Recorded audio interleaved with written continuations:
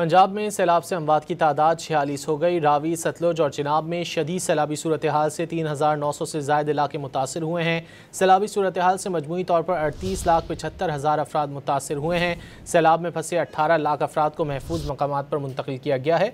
मज़ीद जानेंगे don news के नुमाइंदे मोहम्मद तैमूर से। तैमूर, बताइए।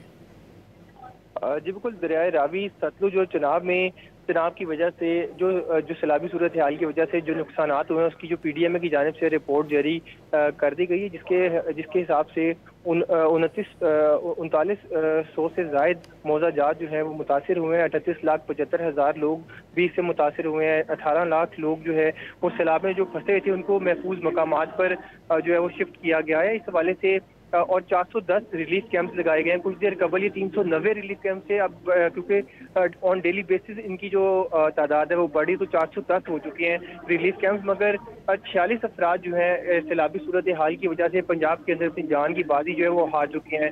और मवेशियों को इलाज मुआवजे की सहूलत के लिए भी जो वेटरनरी कैंप्स हैं वो 395 हो चुके हैं, जो कि वहाँ पे जो पंजाब के मुख्तलिफ मकामात पे लगाए गए हैं। तो इस हवाले से कैंप्स की जो तादाद है वो भी बढ़ती जा रही है, जबकि मंगला डैम में इस वक्त 87%, जबकि तरबेला डैम जो 100% जो है वो इस वक्त भर चुका है। जी, बहुत शुक्रिया मोहम्मद तैमूर इन तफसीलात के लिए।